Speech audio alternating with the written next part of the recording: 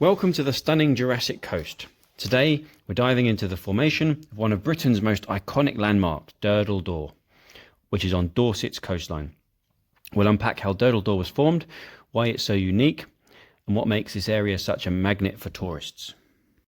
So how exactly did this incredible rock arch come to be here?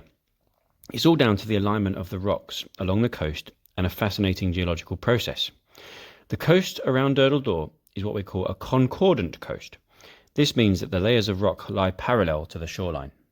In a concordant coastline like this, the harder rock forms a protective barrier that shields softer rocks behind it.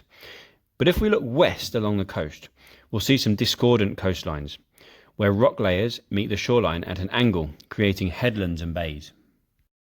Durdle Door is an arch carved out of a limestone headland. The rock here was formed around 140 million years ago, in the Cretaceous period. Over millions of years, waves and the forces of erosion, namely hydraulic action and abrasion, gradually wore away the rock layers, especially targeting any cracks and weaknesses. Eventually, these cracks got larger, creating a cave, which expanded to form the beautiful arch we see today. The waves continue to erode in the zone between high and low tide, forming wave-cut notches, which will eat into the cliffs, leading to overhanging rocks, which will eventually collapse. There will also be sub-aerial processes happening higher up the cliffs, away from the influence of the waves.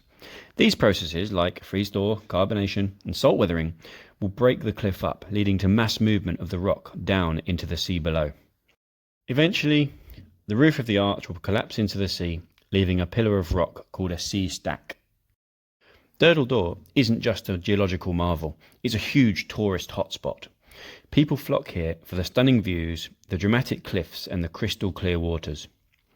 The beach nearby is also famous for fossil hunting, hiking trails and picturesque sunsets.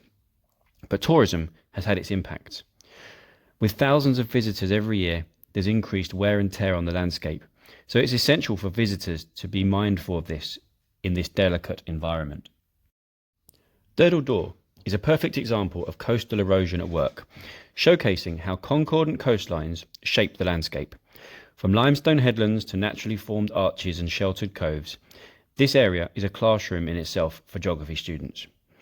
And remember, next time you're studying erosion or concordant coastlines, think of Durdle Door. Thanks so much for watching, and see you in the next video.